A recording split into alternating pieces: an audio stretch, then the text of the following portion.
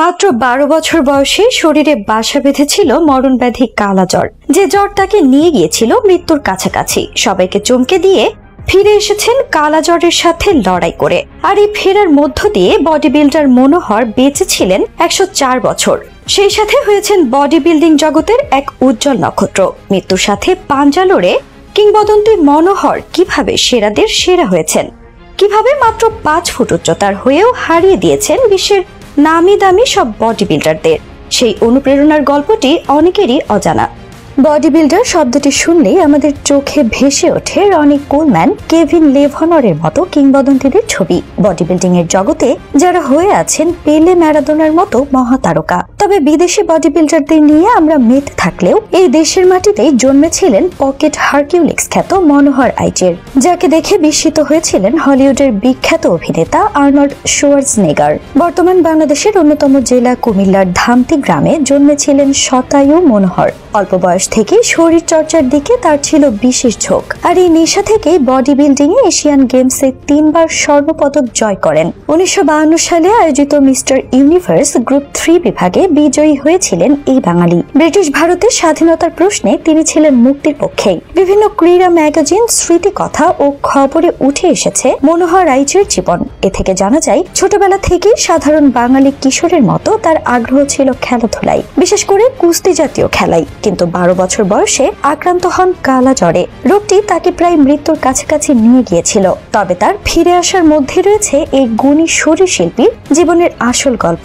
ভেঙে পড়া স্বাস্থ্য পুনরুদ্ধার করতে মনোহর আইচ শুরু করেন দেশীয় স্টাইলে শরীর চর্চা। পড়ালেখা করতেন ঢাকার জুবিলি স্কুলে। পেশাগত কারণেই একসময় ভারতের ব্রিটিশ রয়্যাল এয়ারফোর্সে তিনি যোগ দিয়েছিলেন। তখন ভারতে ব্রিটিশ শাসন চলছে। এয়ারফোর্সের একজন অফিসার ছিলেন রিও মার্টিন।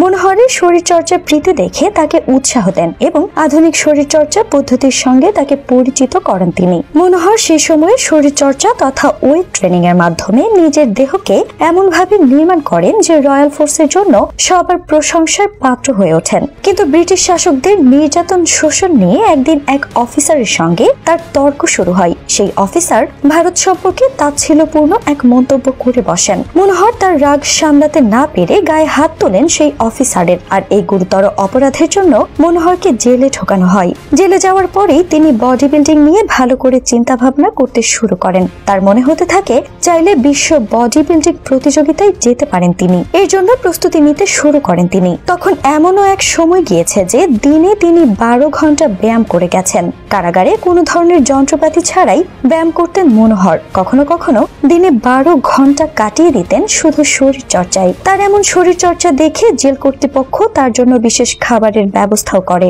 ১৯৪৭ সালে দেশ স্বাধীন হওয়ার পর মনোহর আইচ জেল থেকে ছাড়া পান অন্য সবার সঙ্গে। কিন্তু বডি বিল্ডিং চালিয়ে নেওয়া তার জন্য সহজ ছিল না। স্ত্রী সন্তানদের জন্য মনোহর বিভিন্ন ছোটখাটো কাজ করে নিজের বডি বিল্ডিং এর জন্য অর্থ জোগাড় করতেন। তবে শেষ পর্যন্ত তার এই পরিশ্রম ও চেষ্টা বৃথা যায়নি। ১৯৫০ সালে তিনি মিস্টার হারকিউলিক্স খেতাব জেতেন। ১৯৫২ সালে জেতেন মিস্টার ইউনিভার্স খেতাব। এর পরে আসে আরো অনেক খেতাব। এর মধ্যে আছে এশিয়ার সেরা বডি বিল্ডারের খেতাবও। তার উচ্চতা ছিল মাত্র ৪ ফুট ১১ ইঞ্চি। এজন্য তাকে ডাকা হতো পকেট হারকিউলিক্স নামে। ভারতীয় উপমহাদেশের প্রথম এই মিস্টার ইউনিভার্স খেতাবধারী আমাদের মতোই একজন বাঙালি। জীবনাচরণে ছিলেন বেশ সাদামাটা। এখানকার যারা জিম করেন তাদের ডায়েটের কত নিয়ম আছে। ভাত খাওয়া যাবে না, কমপ্লেক্স কার্ব খেতে হবে ইত্যাদি। তবে প্রোটিনের ধারণা ধরা মনোহরের একমাত্র অস্ত্র ছিল ভাত। ৪ বেলা পান্তা ভাত খেয়ে মনোহর প্রমাণ করেছেন মনে জোর থাকলে ভাত খেয়েও বডি বিল্ডার হওয়া সম্ভব।